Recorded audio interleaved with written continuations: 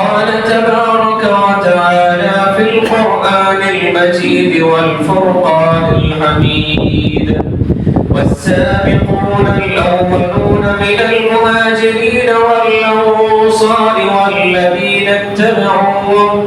والذين اتبعوهم بإحسان رضي الله عنهم ورضوا عنه وأعد لهم جنات تجري تحتها الأنهار خالدين فيها ذلك الفوز العظيم. تمام قسم کی تعریف، حمد و ثنا، کبریائی و بڑائی سب اللہ رب العالمین کے لیے لائق و زیبا ہے. جس اللہ تبارک و تعالیٰ کی ذات نے اس کائنات کو وسیع و عریض بنایا اور اس سے بے شمار و انگنت مخلوقات پیدا فرمائے، ان میں ہم جیسے انسانوں کو اشرف المخلوقات کو مسجود الملائکہ بنایا. درود و سلامتی ہو تمام انبیاء و رسول پر، خصوصاً میرے اور آپ کے نبی تاجدار مدینہ، شافی محشر، ساقی کوثر، امام الانبیاء، خلیفۃ المسلمین، رحمت للعالمین جناب محمد رسول اللہ صلی اللہ علیہ وسلم پر کہ جنہوں نے دین حق و دین اسلام ہم تک پہنچایا. حاضرین جمعہ، ابھی خطبہ مسنونہ کے بعد میں نے آپ کے سامنے سورۃ التوبہ کی ایک آیت کریمہ پڑھی ہے جس میں اللہ تبارک و تعالیٰ صحابہ کی شان و فضیلت بیان کرتے ہوئے فرماتے ہیں والسابقون الاولون من المهاجرین والانصار والذین اتبعوهم بإحسان رضی اللہ عنہم ورضوا عنہ. بے شک وہ لوگ جو سابقین اولین میں، مہاجرین اور انصار میں اور خوش دلی کے ساتھ، نیکی کے ساتھ ان کی پیروی کرنے والے جو لوگ ہیں، اللہ تبارک و تعالیٰ ان سے راضی ہو چکا ہے اور وہ اللہ سے راضی ہو چکے ہیں. اور اللہ تبارک و تعالیٰ ان لوگوں کے لیے باغات تیار کر رکھا ہے جن کے نیچے نہریں بہہ رہی ہوں، اور یہی بڑی کامیابی ہے اللہ رب العالمین کے پاس. حاضرین، گزشتہ جمعہ میں آپ کے سامنے خلفائے راشدین کا جو سلسلہ شروع ہوا ہے ان میں سے چوتھے خلیفہ کا تذکرہ ہو رہا تھا. گزشتہ جمعہ ہم نے حضرت علی رضی اللہ عنہ کی سیرت کو ان کی ابتدائی زندگی سے لے کر حضرت عثمان غنی رضی اللہ عنہ کی اختتام زندگی تک ان کا جو کردار رہا، ان کے جو کارنامے رہے اور پیارے نبی صلی اللہ علیہ وسلم ان کے حق میں کیا فضیلتیں بتائی، وہ ساری باتیں ہم نے گزشتہ جمعہ آپ کے سامنے رکھی. اس خطبہ جمعہ میں ہم انشاءاللہ آپ کے سامنے حضرت علی رضی اللہ عنہ کی خلافت سے لے کر وفات تک بتانے کی کوشش کروں گا. مختصر وقت ہے، بڑی لمبی باتیں ہیں آپ کے سامنے. میں زیادہ دیر آپ تک تمہیدی گفتگو نہ کرتے ہوئے سیدھے اپنے موضوع پہ آنا چاہتا ہوں. حضرت علی رضی اللہ عنہ جہاں ایک صحابی رسول، داماد رسول تھے، ان کے اندر فکر آخرت اور دنیا بیزاری کا جذبہ پایا جاتا تھا. یہ ہمیشہ اس دنیا میں تقوی اور پرہیزگاری کی زندگی گزارنا پسند کرتے تھے. ہمیشہ ان کے نظروں میں فکر آخرت ہوا کرتی تھی، دنیا کی کوئی حقیقت ان کے سامنے نہیں تھی. امام بخاری رحمۃ اللہ علیہ ان کے قول کو اپنی کتاب میں جگہ دیتے ہوئے کہتے ہیں کہ حضرت علی رضی اللہ عنہ کے دل میں شاید کہ ان کے دل میں دنیا کا کوئی خیال آیا، دنیا کی کوئی محبت کا خیال آیا، تو اس وقت انہوں نے دنیا سے مخاطب ہو کے کہا یا دنیا غری غیری فقد طلقتک ثلاثا. اے دنیا جا کسی اور کو دھوکہ دے، میں تو تجھے طلاق بتہ دے چکا. یعنی میں تجھے 3 طلاق دے چکا ہوں، تیرا میرا کوئی رشتہ نہیں، تیرا میرا کوئی واسطہ نہیں. جس طرح شوہر اپنی بیوی کو 3 طلاق دینے کے بعد اس کی بیوی کا ملنا جائز نہیں ہے، وہ الگ یہ الگ ہو جاتے ہیں، ویسے ہی دنیا سے کہتے ہیں اے دنیا جا کسی اور کو دھوکہ دے، اے دنیا جا کسی اور کو دھوکہ دے. میں نے تجھے تو طلاق دے چکا ہوں. یہ حضرت علی رضی اللہ عنہ دنیا بیزاری کا اظہار کرتے ہیں اور ایک جگہ پر فرماتے ہیں, لوگوں کو نصیحت کرتے ہوئے کہتے ہیں, لوگوں دنیا پیٹ پھیر کر تم سے جا رہی ہے اور آخرت تمہارے سامنے آ رہی ہے, اور اس زمین میں دنیا اور آخرت کے چاہنے والے دونوں لوگ ہیں. میں تمہیں نصیحت کرتا ہوں کہ تم آخرت طلبگار بنو, دنیا بیزار بن جاؤ. یہ حضرت علی رضی اللہ عنہ کی پیاری نصیحت ہے انسانوں کے لیے, جو انہوں نے فکر آخرت کی طرف یاد دہانی کرائی اور لوگوں کو دنیا بیزاری کی طرف توجہ دلائی. اسی طرح ایک مرتبہ حضرت علی رضی اللہ عنہ سے کچھ لوگوں نے سوال کیا. کسی انسان نے سوال کرتے ہوئے کہا, اے علی رضی اللہ عنہ بتاؤ ہمیں دنیا کے بارے میں, دنیا کیا چیز ہے, تو اس کے تعلق سے بتاؤ. تو اس کے جواب میں حضرت علی رضی اللہ عنہ فرماتے ہیں, میں دنیا کے بارے میں تمہیں کیا بتاؤں, میں دنیا کے بارے میں تمہیں کیا بتاؤں. یہاں امیر سکون سے رہتا ہے اور غریب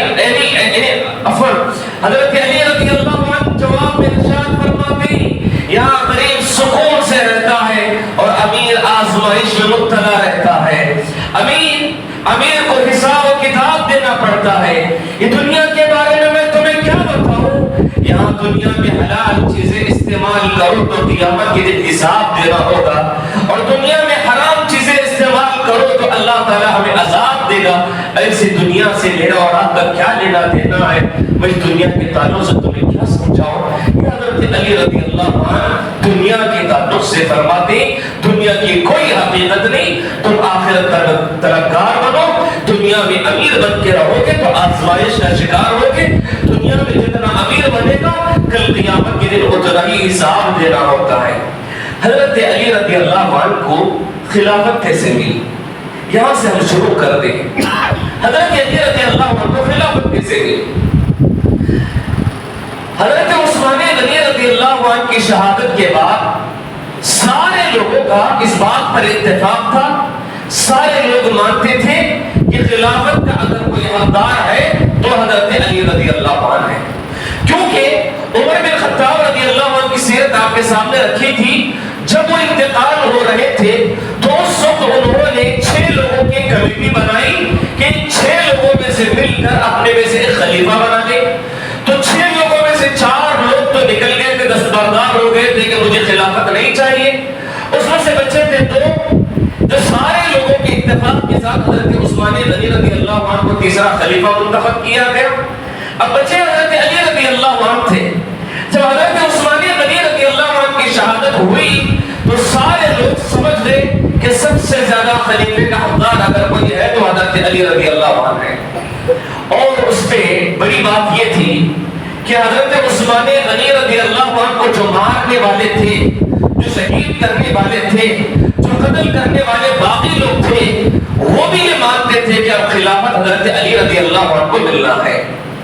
تو مسئلہ ختم ہو گیا. سارے لوگ مل کر حضرت علی رضی اللہ عنہ پر بیعت کیے اور وہاں سے وہ خلیفہ بن گئے. حضرت علی رضی اللہ عنہ خلیفہ بننے کے بعد اندرونی سازشیں بڑی خطرناک پھر رہی تھی. اندرونی فتنے بڑے بڑھتے جا رہے تھے. کیا فتنے تھے؟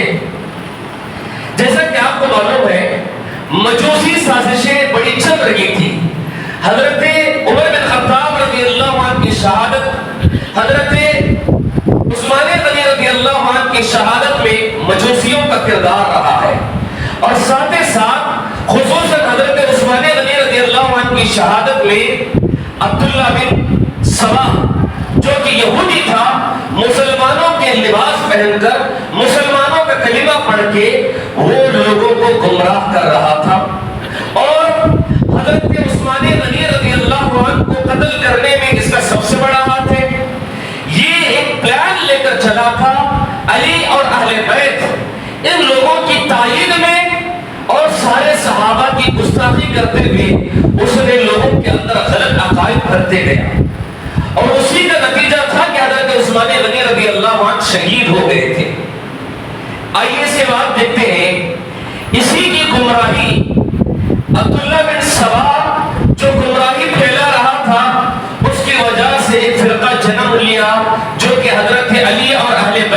سائڈ میں کھڑا ہوا جس کو میں اور آپ شیعہ کے نام سے جانتے ہیں. یہ جو لوگ تھے حضرت علی اور اہل بیت کے تعین میں غلو کرنے والے, حضرت علی کی شان میں غلو کرنے والے لوگ تھے. یہاں تک کہ حضرت علی رضی اللہ عنہ کو اتنا بڑا مقام, اتنا بڑا اونچا مقام دیا, ان کی شان میں اتنا غلو کیا. غلو کرتے کرتے ان لوگوں نے کیا کر دیا, حضرت علی کو کہا کہ یہی اصل خدا ہے. اللہ نعوذ باللہ, انہوں نے کہہ دیا حضرت علی جو ہے وہی خدا نہیں, وہی رب ہے. اور دوسرے اگر آپ دیکھیں گے شیعہ کی جو ذاکرین ہیں, ان کے اگر آپ خطابات سنیں گے تو کہتے ہیں کہ جو آسمان میں خدا بن کے بیٹھا تھا وہی زمین میں علی بن کے آیا ہے. اور دنیا کا جو تصرف ہو رہا ہے وہ سب کچھ حضرت علی کے ہاتھ میں ہے. ساری دنیا چلانے والا وہ ہے. ایک شیعہ ذاکر یہ کہتا ہے میں رحمان نہیں, حضرت علی شیعہ ذاکر کہتا ہے کہ حضرت علی فرماتے ہیں میں رحمان نہیں ہوں, میں رحیم نہیں ہوں, بلکہ میں رحمان کو پیدا کرنے والا, رحیم کو پیدا کرنے والا ہوں. نعوذ باللہ. ایسے خطرناک بڑے بڑے عقیدے ہیں جنہوں نے حضرت علی رضی اللہ عنہ کو خدا کا درجہ دیا, رب بنایا اور اتنا بڑا درجہ دیا. جب یہ بات حضرت علی رضی اللہ عنہ کو معلوم ہوئی, حضرت علی رضی اللہ عنہ بہت غصہ ہو گئے, بہت پریشان ہو گئے. کیسے لوگ ہیں جو مجھے خدا کہہ رہے ہیں؟ تو یہ بات سننے کے بعد حضرت علی رضی اللہ عنہ بہت سمجھائے اور سمجھانے کی کوشش کیے. آخرکار وہ ماننے کے لیے تیار نہیں تھے کیونکہ ان کے اندر غلط عقائد یہودی نے بٹھا دیا تھا. اس کے بعد حضرت علی رضی اللہ عنہ نے کیا کیا, کہا کہ ایک گڑھا, بہت بڑا گڑھا کھودنے لگایا اور کھودنے کے بعد اس کے اندر بہت بڑی آگ لگائی. آگ لگا کر ان سارے لوگ جو یہ کہتے تھے کہ علی رب ہے, ان سارے لوگوں کو زندہ جلا دیا اس گڑھے میں.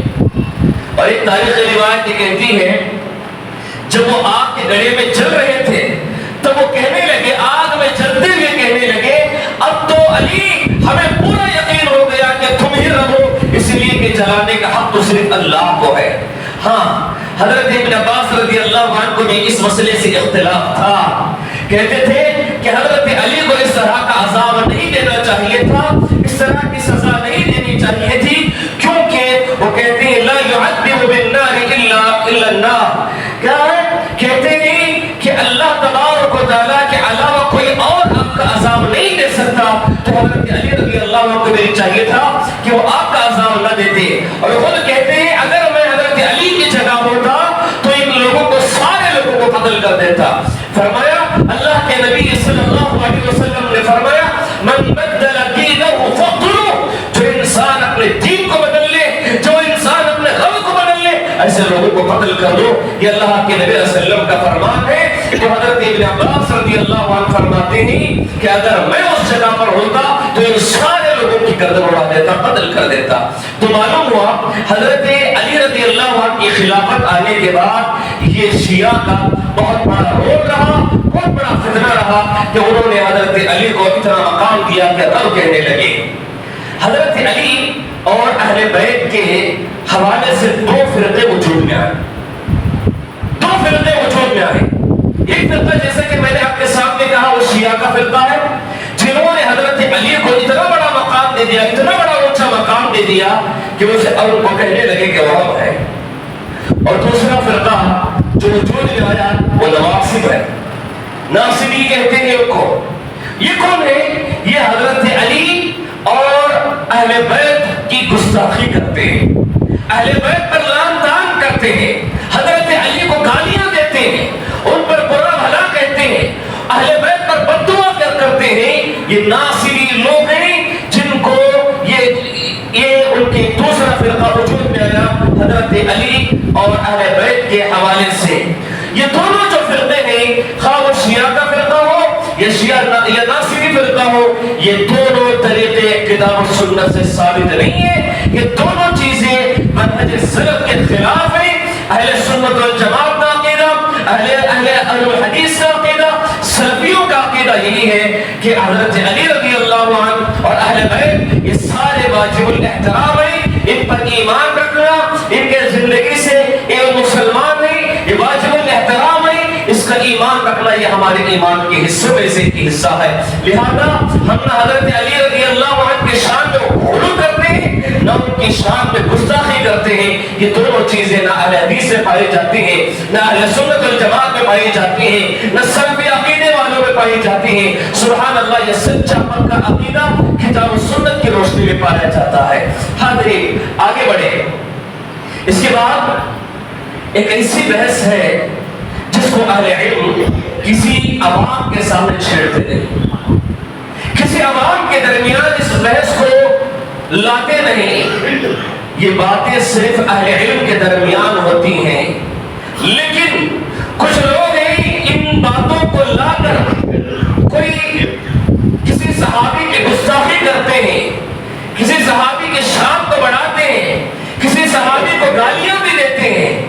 تو ہمیں چاہیے کہ یہ جو نظریہ چل رہا ہے, یہ جو عقائد چل رہے ہیں, جس کی بنیاد پر میں آپ کے سامنے ان باتوں کا تذکرہ کرنا چاہتا ہوں, ان چیزوں کا تذکرہ کر کے اپنے عقیدے کو صاف کرنے کی کوشش کریں تاکہ ایسے غلط عقائد ہمارے درمیان ہو, بحث و مباحثہ ہو تو ہمارا ایمان پاک ہو.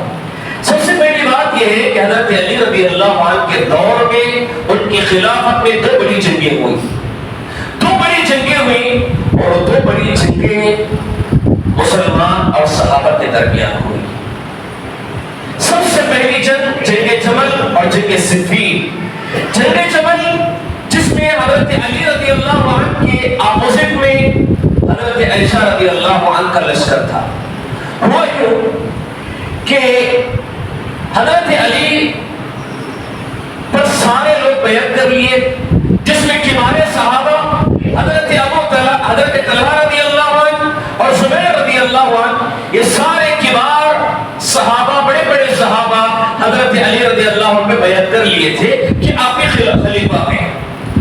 لیکن ہوا یوں کہ جب عہدے تقسیم ہوئے خلافت میں آنے کے بعد ان لوگوں کو بھی عہدوں میں بٹھایا گیا جو حضرت عثمان رضی اللہ عنہ کے قاتل تھے, دشمن تھے, ان کو مارے تھے. اور حضرت عثمان کے خون کا بدلہ لینے کے بجائے ان لوگوں کو اپنے سے قریب رکھے اور پھر عہدوں میں بھی ان کو بٹھا دیے تھے. اب یہی مسئلہ بڑھتے گیا تو یہ طلحہ رضی اللہ عنہ اور زبیر رضی اللہ عنہ کیا کیے, وہاں سے نکل کر سیدھا مکہ چلے گئے, کیونکہ حضرت عائشہ رضی اللہ عنہ مکے میں تھی. وہاں جا کر کہنے لگے دیکھو حضرت عائشہ رضی اللہ عنہ کہ سارے لوگوں نے حضرت علی پر تو بیعت کی ہے, لیکن حضرت علی عثمان کے خون کا بدلہ لینے کے بجائے وہ اپنے عثمان کے قاتلین کو عہدہ دے رہے ہیں اور اپنے سے قریب رکھے ہیں. یہ ہمیں بات ہضم نہیں ہو رہی ہے. تو یہ بات کو سننے کے بعد حضرت عائشہ نے بھی سمجھ گیا کہ ہاں تم نے ٹھیک کہا. تو حضرت عائشہ رضی اللہ عنہ اپنے فوج لی, اپنی جماعت کو تشکیل دی اور سوار ہو کر سیدھے نکل پڑی. اور یہاں حضرت علی رضی اللہ عنہ کو معلوم ہوا کہ حضرت عائشہ ایک بڑی فوج کے ساتھ, لشکر کے ساتھ آ رہی ہے. تو حضرت علی رضی اللہ عنہ بھی اپنی فوج کے ساتھ, اپنی جماعت کے ساتھ, اپنے لشکر کے ساتھ نکل پڑے. یہاں تک کہ دونوں کا آمنا سامنا بصرہ میں ہوا. دونوں آپس میں بصرہ میں ملے اور بصرہ میں آمنا سامنا ہوا دونوں فوجوں کا. اور جب وہاں پر آمنا سامنا ہوا, لیکن حضرت علی کو معلوم نہیں تھا کہ کس مقصد سے آئے ہیں. حضرت عائشہ جو فوج لے کر آئی ہے, جو لشکر لے کر آئی ہے, وہ کس مقصد سے آئی ہے وہ حضرت علی رضی اللہ عنہ کو معلوم نہیں تھا. معلوم کرنے کے لیے سفارتی سلسلہ شروع ہوا کہ حضرت علی رضی اللہ عنہ کی جانب سے قعقاع بن عمرو التیمی رضی اللہ عنہ کو اللہ کے حضرت علی رضی اللہ عنہ نے کہا کہ تم حضرت عائشہ کے پاس جاؤ, ان کے لشکر کے پاس جاؤ اور معلوم کرو کہ کیا وجہ ہے کہ تم یہاں آئے ہو اپنے جماعت کے لشکر کے ساتھ. گئے, بات چیت معلوم کی, انہوں نے کہا کہ ہم قاتل عثمان کا بدلہ لینا چاہتے ہیں اور تم خلیفہ ہونے کے باوجود حضرت عثمان غنی رضی اللہ عنہ کے قاتلین کا بدلہ نہیں لیے. اسی پر ہم آئے ہوئے ہیں, نہ تم سے کوئی جھگڑا کرنے کا ارادہ نہیں, کوئی جنگ کرنے کا ارادہ نہیں ہے. یہ بات سننا تھا کہ حضرت علی رضی اللہ عنہ نے کچھ جواب دیے, وہاں سے حضرت عائشہ کا جواب آیا. اس طرح کی آپس میں گفتگو ہوتی گئی, یہاں تک کہ دونوں نے مصلحت کو سمجھ لیے. حضرت علی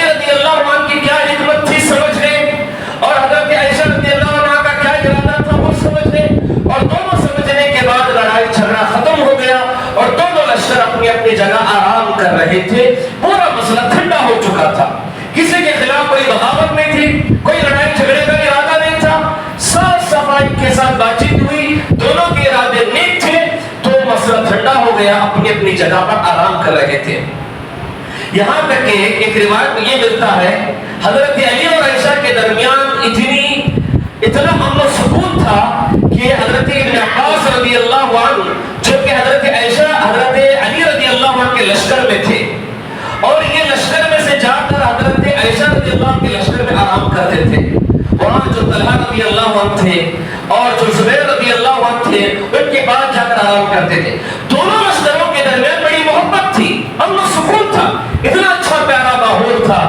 ایسے ماحول میں جو لوگ حضرت عثمان کو قتل کیے تھے وہ حضرت علی رضی اللہ عنہ کے لشکر میں موجود تھے. اب انہوں نے دیکھا کہ حضرت عائشہ کا لشکر اور علی کا لشکر دونوں آپس میں امن و سکون ہو گئی, محبت والے ہو گئی. اب معلوم ہو جائے یہ دونوں مل گئے تو ظاہر سی بات ہے ہم اس کو سب سے پہلے قتل کریں گے کیونکہ ہم ہی تو عثمان کے قاتلین میں سے ہیں. ابھی انہوں نے کوئی سازش رچی, سازش پلاننگ بنائی کہ ان لوگوں میں سے ان باغیوں میں سے چند لوگوں نے مل کر بیٹھے اور کہنے لگے دیکھو یہ بڑی امن و سکون کے ساتھ سو رہے ہیں, رات کے آخری پہر اندھیرا ہوگا, سارے لوگ سوئے ہوئے ہوں گے. ایسے موقع پر کیا کریں گے, ہمارے لوگوں میں سے چند لوگ جائیں گے, کچھ لوگ حضرت علی کے لشکر پہ حملہ کریں گے اور کچھ لوگ حضرت عائشہ رضی اللہ عنہا کے لشکر پہ حملہ کر دیں گے. ہوا یوں کہ رات کے آخری پہر میں انہوں نے اپنے پلان کے مطابق, سازش کے مطابق چند لوگ مل کر حضرت علی رضی اللہ عنہ کے لشکر پہ حملہ کیے اور چند لوگ جا کر حضرت عائشہ رضی اللہ عنہا کے لشکر پہ بیک وقت حملہ کر دیے. اور حملہ کرنے سے ایسا ہوا کہ حضرت علی کے لشکر والے سوچنے لگے کہ حضرت عائشہ کا لشکر ہم نے وار کیا اور حضرت عائشہ رضی اللہ عنہا کا لشکر سوچنے لگا کہ حضرت علی کا لشکر ہم نے وار کیا ہے. یہاں تک کہ یہ بدزنی تھی کہ بدگمانی ہو گئی, دونوں آپس میں جنگیں ہونے لگی, دونوں مدبھیڑ ہو گئے, خون خرابہ شروع ہو چکا. وہاں پر مسلمانوں کے دو گروہ آپس میں لڑنے لگے. یہاں تک کہ تاریخ میں کہتے ہیں کہ 10,000 تقریباً مسلمان شہید ہو چکے. 10,000 لوگ شہید ہو گئے مسلمان. اور یہاں تک کہ جس اونٹ پر حضرت عائشہ رضی اللہ عنہا سوار ہو کر آئی تھی اس اونٹ کو بھی شہید کر دیا گیا. اب ایسا ہونے کے بعد جنگ ختم ہوئی. ختم ہونے کے بعد حضرت علی رضی اللہ عنہ آئے, حضرت عائشہ رضی اللہ عنہا کے پاس آ کر کہتے ہیں کیف حالک یا امہ, اے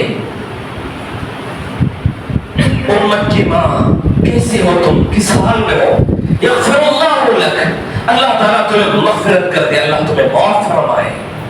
تو حضرت عائشہ رضی اللہ عنہا فرماتے ہیں کہ میں بھی دعا کرتی ہوں کہ تمہیں بھی اللہ تعالیٰ معاف فرمائے. دیکھیے جنگ ہو رہی ہے, جنگ ہونے کے بعد کا مسئلہ ہے اور جنگ کے درمیان بھی انہوں نے روکنے کی کوشش کی. حضرت علی رضی اللہ عنہ فرما رہے تھے کفو یا عباد اللہ, کفو یا عباد اللہ, اے اللہ کے بندے رک جاؤ, اے اللہ کے بندے رک جاؤ.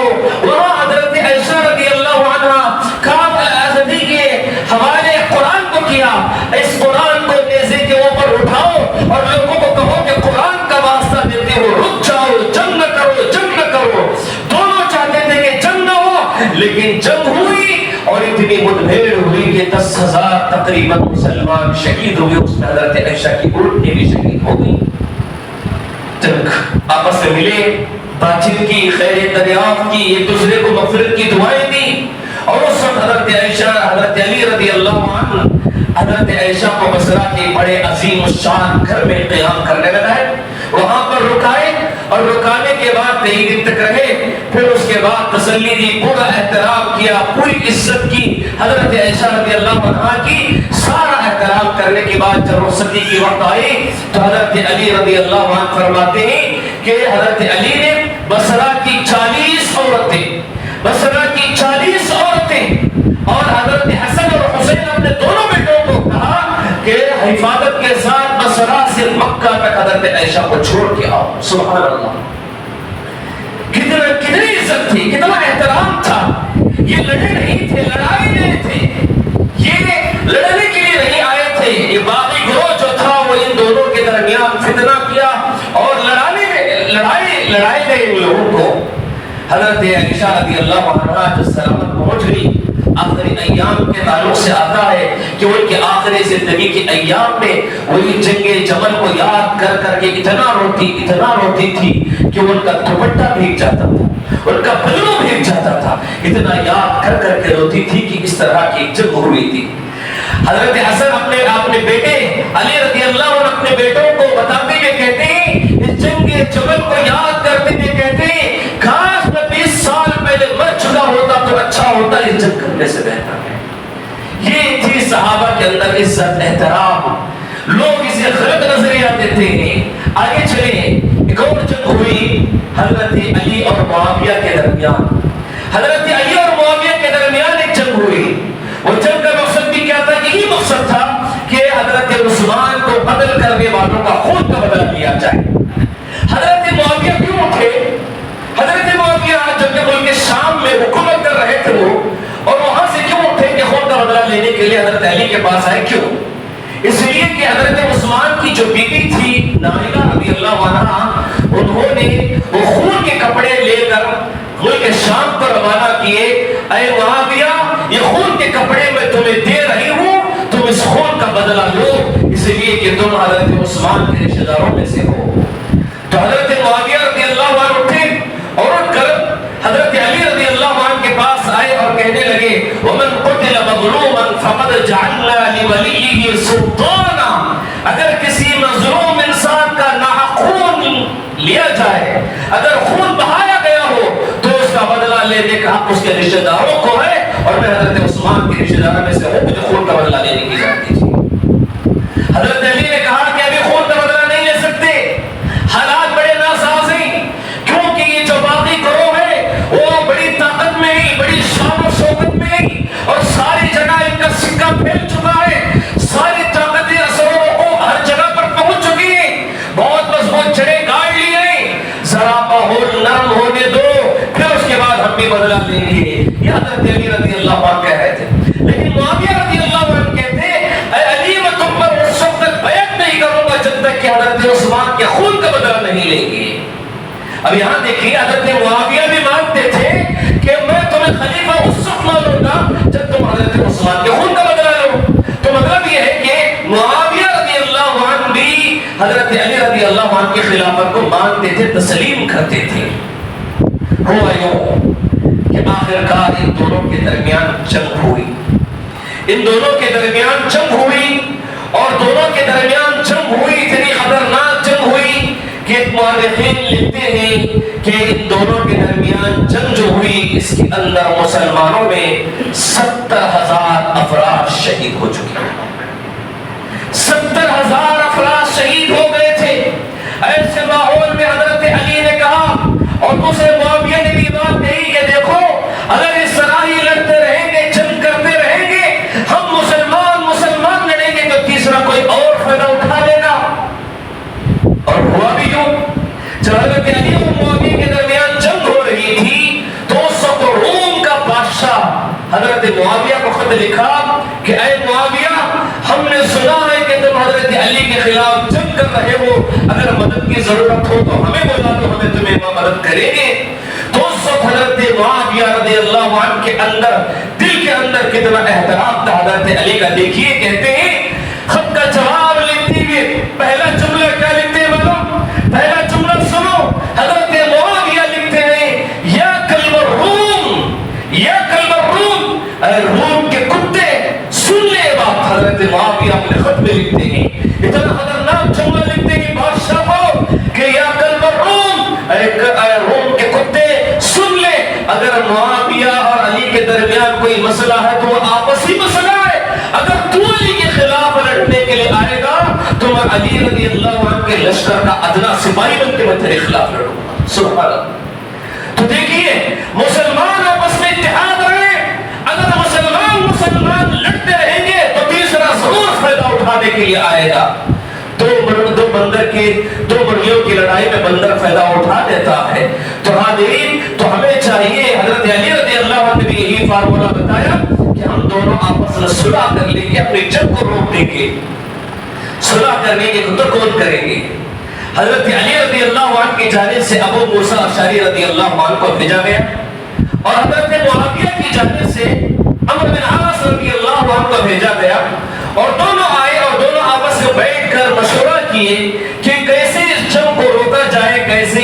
کے درمیان صلح کیا جائے، کیسے مسئلے کو حل کیا جائے۔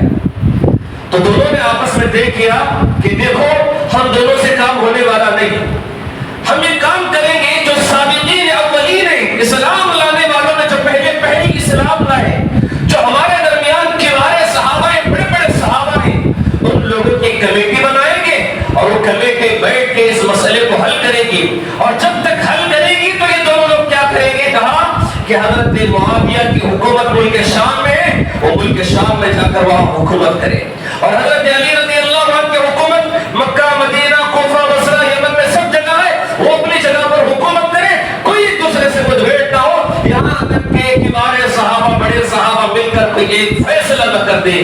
یہ وہ فیصلہ ہوا۔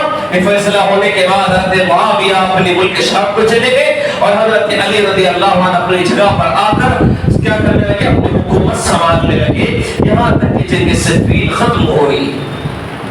یہاں رک کر دو تین باتیں آپ کے سامنے رکھنا چاہتا ہوں۔ یہی مسئلے دیکھیے، صحابہ آپس میں جنگ ہوئی، مسلمان آپس میں جنگ کیے، یہ عام امت المسلمین کو سمجھانا بہت مشکل ہے۔ اسی لیے میں نے خطبے کے شروع میں کہا، اس مسئلے کو شروع کرنے سے پہلے پورے کان اور توجہ لگا کر سنو، سمجھنے کی کوشش کرو، کیونکہ بہت سارے لوگ ایسے ہیں ان واقعات کو بتا بتا کر صحابہ کی شان میں گستاخی کرتے ہیں، کسی صحابی کو کافر کہتے ہیں، کسی صحابی کو گالیاں دیتے ہیں، کوئی کہتا ہے کہ امیر معاویہ صحیح تھے، کوئی کہتا ہے کہ حضرت علی صحیح تھے، کوئی کہتا ہے کہ حضرت عائشہ صحیح تھی، تو کسی کو غلط کسی کو صحیح، اس طرح دے کر صحابہ کی شان میں گستاخی کرتے ہیں۔ نعوذ باللہ، اللہ مجھے اور آپ سب کو بچا لے کہ صحابہ کے تعلق سے ہم ذرا برابر بھی کوشش کریں۔ میں دعا کرتا ہوں کہ اللہ تبارک و تعالیٰ میرے بولنے میں بھی اگر کوئی غلطی ہو تو اللہ مجھے معاف فرمائے، اور جو ایسے غلط عقائد رکھتے ہیں ایسے لوگوں کو بھی اللہ تعالیٰ صحیح توفیق و ہدایت دے۔ یاد رکھیں یہ کون صحابہ ہے، یہ اللہ تبارک و تعالیٰ کو معلوم ہے، اللہ تعالیٰ کو معلوم ہے کہ جنگ صفین بھی ہوگی، جنگ جمل بھی ہوگی، مسلمان کے درمیان جنگ بھی ہوگی، یہ اللہ تعالیٰ کو پہلے سے پتا تھا، معلوم تھا۔ پھر بھی قرآن میں اللہ تبارک و تعالیٰ تسلیموں جگہ پر رضی اللہ عنہم ورضوا عنہ کا خطاب کیا، کہا کہ یہ اللہ سے راضی ہو گئے اور اللہ ہی سے راضی ہو گیا ہے۔ یہ اللہ تبارک و تعالیٰ خود قرآن مجید نے جنت کی سرٹیفکیٹ دی ہے، اپنے رضامندی کی سرٹیفکیٹ دی ہے، پھر ہم کون ہو سکتے ہیں لوگوں کے تعلق سے بات کرنے والے؟ اور اللہ کے نبی صلی اللہ علیہ وسلم کو بھی یہ اللہ تبارک و تعالیٰ بتا دیا تھا، اور اللہ کے نبی نے اشارے کے طور پر بہت سارے احادیث بتائے ہیں۔ پھر اللہ کے نبی نے کہا الصحابۃ کلھم عدول، الصحابۃ کلھم عدول، میرے سارے صحابہ سچے ہیں، انصاف پسند ہیں، میرے صحابہ انصاف پسند ہیں، سچے صحابہ ہیں، یہ اللہ کے نبی صلی اللہ علیہ وسلم کا فرمان ہے۔ دوسری جگہ اللہ کے نبی نے کہا لا تسبوا اصحابی، لا تسبوا اصحابی، میرے صحابہ کو گالیاں مت دو، میرے صحابہ کو گالیاں مت دو۔ اگر کوئی میرے صحابی، ایک صحابی کو بھی گالی دیتا ہے، لعنت اللہ، اس پر اللہ کی لعنت ہے، اس پر فرشتوں کی لعنت ہے، اس پر ساری دنیا کے لوگوں کی لعنت ہوگی جو صحابہ کے تعلق سے، اگر کسی صحابی کو صحابی کا لقب مل گیا، اگر کسی انسان کو صحابی کا ٹائٹل مل گیا، اللہ مجھ سے راضی ہے، یہ اس کا فیصلہ ہے۔ اللہ کے نبی نے کہا کہ وہ سب سچے ہیں، اور اللہ کے نبی نے کہا اگر ایک مرتبہ بھی تم اسے لعنت کرتے ہو، گالی دیتے ہو، تو تم پر ساری دنیا کی لعنت پھٹکار ہوگی۔ یہ اللہ کے نبی صلی اللہ علیہ وسلم نے سنائی ہے۔ امام احمد بن حنبل رحمۃ اللہ علیہ سے پوچھا گیا کہ جنگ جمل اور جنگ صفین کے بارے میں آپ کیا کہتے ہیں، بتائیے امام احمد بن حنبل۔ انہوں نے کہا کہ یہ تو پچھلی قوم کے لوگ ہیں، یہ جو کرنا تھا کر لیے، ان کا عمل ان کے ساتھ ہے، ان کے بارے میں ہمیں پوچھا نہیں جائے گا، لہذا ہم ان کے بارے میں گفتگو نہیں کریں گے۔ یہ حضرت امام احمد بن حنبل رحمۃ اللہ علیہ کا قول تھا۔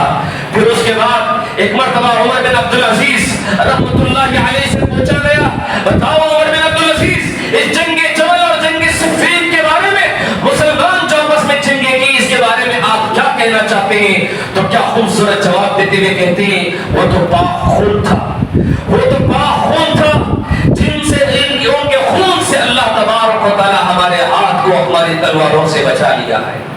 نہ ہمارے اس خون میں نہ ہمارا ہاتھ ہے نہ ہماری تلوار ہے۔ اب میں ان کے بارے میں زبان کھول کر میری زبان کو میں یہ نہیں میں گستاخی کا شکار ہونا نہیں چاہتا، میں اپنی زبان کی حفاظت کرنا چاہتا ہوں۔ تو معلوم ہوا ان سارے صحابہ کے تعلق سے کوئی مسلمان اپنا فیصلہ نہ دے، جو فیصلہ ہے وہ اللہ تعالیٰ فیصلہ کرنے والا ہے۔ جب اللہ تعالیٰ ان کو رضی اللہ عنہم ورضوا عنہ کی سرٹیفکیٹ دیا ہے، اگر ان سے کوئی غلطی بھی ہو گئی تو اللہ تعالیٰ انہیں معاف کر چکا ہے جملے کے ذریعے سے، لہذا ان پر کوئی صحابہ کے تعلق سے برے الفاظ نہیں کہہ سکتے۔ کسی کو حق والا کسی کو ناحق والا کہنا یہ کسی مسلمان کے حق میں نہیں ہے، کوئی مسلمان فیصلہ نہیں کر سکتا۔ اس کے بعد آئیے ایک اور فتنہ جو ہوا وہ خوارج کا فتنہ ہے۔ ایک اور فتنہ جو جنم لیا وہ خوارج کا فتنہ ہے۔ یہ خوارج کہاں سے پیدا ہوئے؟ ایک مرتبہ پہلے نبی صلی اللہ علیہ وسلم مال غنیمت تقسیم کر رہے تھے، جن میں جو مال آیا تھا وہ مال تقسیم کر رہے تھے۔ وہ تقسیم کرتے وقت شخص آ کر کھڑا ہوا اور کہنے لگا اہدی یا محمد، اے محمد انصاف کرو۔ تو اللہ کے نبی چہرے سے غصہ ہو گئے، لال پیلے ہونے لگے، کہنے لگے کہ اگر میں دنیا میں انصاف نہ کروں تو پھر کون انصاف کرے گا؟ یہ خوارج ایسے لوگ ہیں، اور جب یہ پیٹ پھیر کے جا رہا تھا اس وقت اللہ کے نبی نے کہا اس کی ذریت سے، اس کی نسل سے، اس سے ایسے لوگ پیدا ہوں گے جو خوارج قسم کے ہوں گے، یعنی دین سے نکل جائیں گے جس طرح کی کمان سے تیر نکل جاتی ہے۔ اور دوسری جگہ پر اللہ کے نبی صلی اللہ علیہ وسلم نے فرمایا کہ کچھ ان لوگوں کے صفات بیان کرتے ہوئے فرماتے ہیں کہ یہ لوگ نمازیں ایسی پڑھیں گے، عبادتیں ایسی کریں گی کہ ان کی عبادتوں کے سامنے تمہاری عبادتیں حقیر نظر آئیں گی، کوئی مزہ نہیں ملے گا، سب سے ہلکی نظر آئے گی۔ ان کے قرآن کو پڑھنے کے انداز کو دیکھ کر تمہارے قرآن کو پڑھنا پھیکا سمجھ جائیں گے۔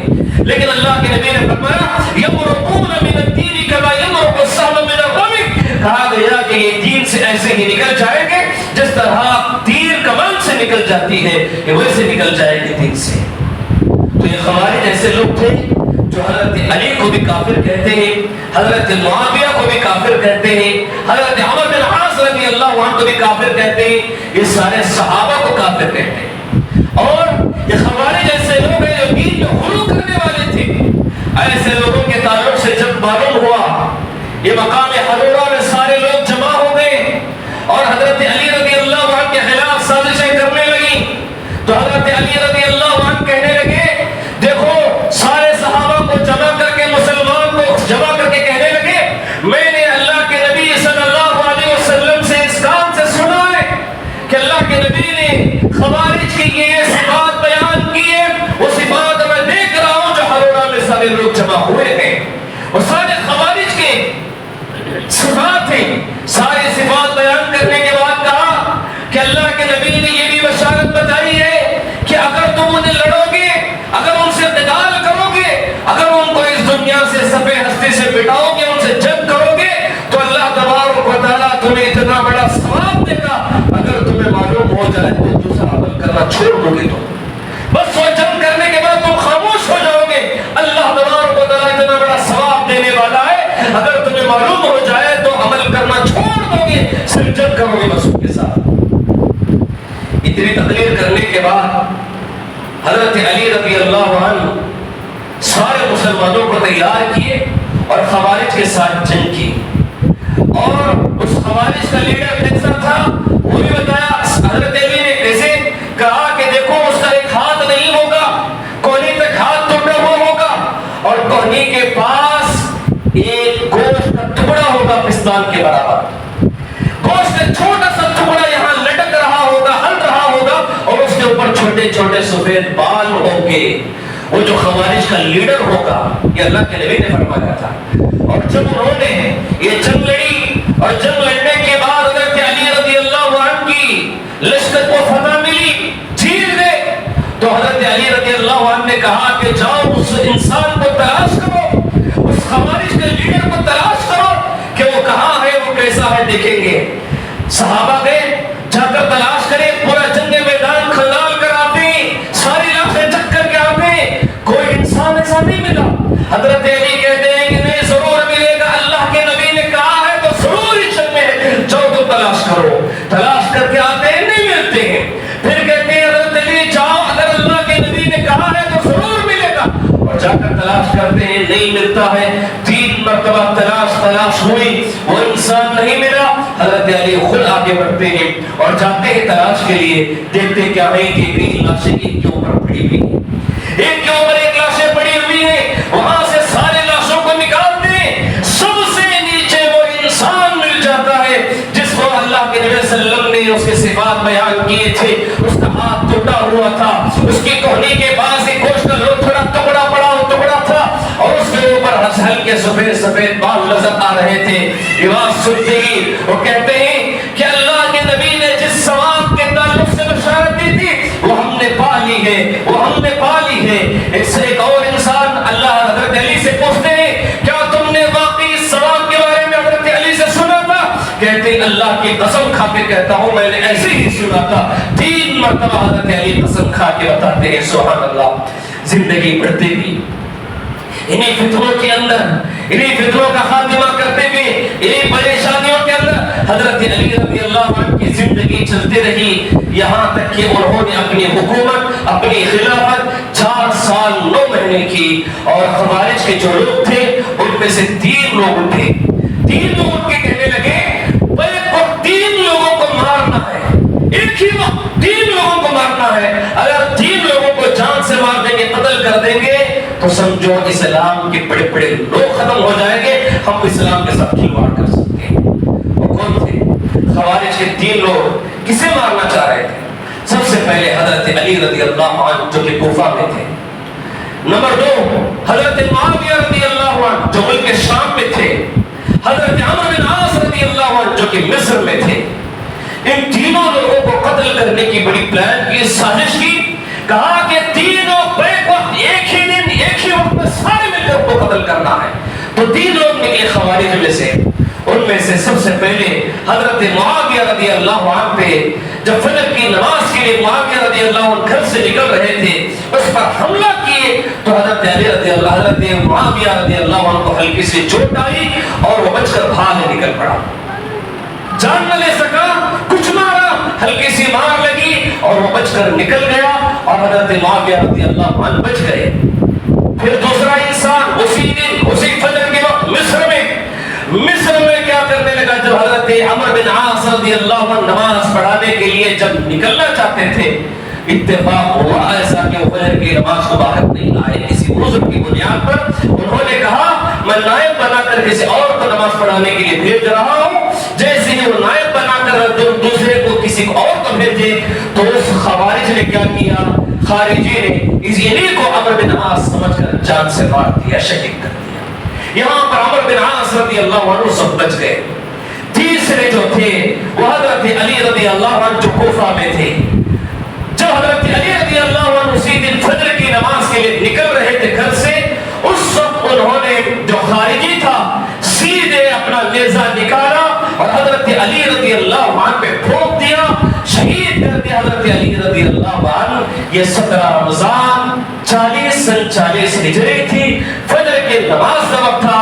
وہ جو خارجی انسان جو قتل کرنے والا، شہید کرنے والا تھا، اس کا نام تھا عبد الرحمن بن ملجم، اس نے حضرت علی رضی اللہ عنہ کو شہید کیا۔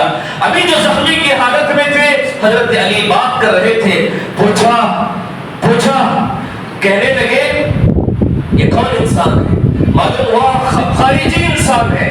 تو حضرت علی رضی اللہ عنہ نے کہا کہ اگر میں زندہ رہوں گا تو اس کا فیصلہ میں کروں گا، اگر میں زندہ رہوں گا تو میں اس کا فیصلہ کروں گا، اگر میں مر جاؤں تو فوراً اسے بھی مار کر میرے پیچھے بھیج دینا، میں اللہ کی عدالت میں اسے کھڑا کر لوں گا۔ اور اسے پوچھا گیا میرے ساتھ غداری کرنے کی وجہ کیا تھی؟ اس نے کہا میں یہ نیزہ 40 دن سے تیز کر رہا ہوں اور زہر میں ڈبو کے رکھ رہا ہوں، 40 دن سے میں اس طرح تیاری کر رہا تھا، میں چاہ رہا تھا کہ اس نیزے سے دنیا کا بڑا بدبخت انسان کو قتل کروں، تو آج میں نے قتل کر دیا ہے۔ یہ حضرت علی کے سامنے کھڑے ہو کے وہ خارجی کہہ رہا تھا، حضرت علی کو بتا رہا تھا۔ حضرت علی نے کہا تو مجھے سن میں آ گیا کہ دنیا کا سب سے بڑا بدبخت آج تو نکلا۔ کہا اللہ حضرت علی نے کہ اگر میں مر جاؤں تو اسے پیچھے بھیج دینا، میں اللہ کی عدالت میں اسے کھڑا کر کے فیصلہ لے لوں گا۔ تو حضرین یہی حضرت علی رضی اللہ عنہ 4 سال 9 ماہ اپنی خلافت کرتے ہوئے 17 رمضان سن 40 ہجری کو عبد الرحمن بن ملجم نے اپنے نیزے سے مار کر حضرت علی رضی اللہ عنہ کو شہید کیا. یہ حضرت علی رضی اللہ عنہ کی مختصر سی خلافت کی زندگی رہی جو آپ کے سامنے رکھی. دعا ہے کہ اللہ تبارک و تعالی تمام کو اس صحابہ کی زندگیاں سن کر اپنی زندگی میں ایک نیا جوش نیا بلبلہ پیدا کرنے کی توفیق عطا فرمائے. اللہ تبارک و تعالی اس طرح جو آج خوارج کے فتنے جو جنم لے رہے ہیں اللہ ان فتنوں کو ختم کرنے کی ہمیں توفیق عطا فرمائے. اللہ تعالی ہم سارے صحابہ کو دلی محبت رکھنے کی توفیق نصیب فرمائے. ان کی محبت ہمارے ایمان کا حصہ بنا دے. اللہ تبارک و تعالی ہم سارے صحابہ سے محبت کرنے والے اے اللہ ان کی گستاخی سے ان کے تعلق سے برے الفاظ کہنے سے ہم سارے لوگوں کو بچا لے. جب تک دنیا میں رہے صحابہ سے محبت کرتے ہوئے دین سے محبت کرتے ہوئے زندگی گزارنے کی توفیق نصیب فرما. اور جب ہمارا خاتمہ ہو تو اسلام پر توحید پر ہونے کی توفیق نصیب فرما. بارک اللہ لنا و لکم فی الآیات والذکر الحکیم. انہ تعالی جواد کریم و ملک رؤوف رحیم.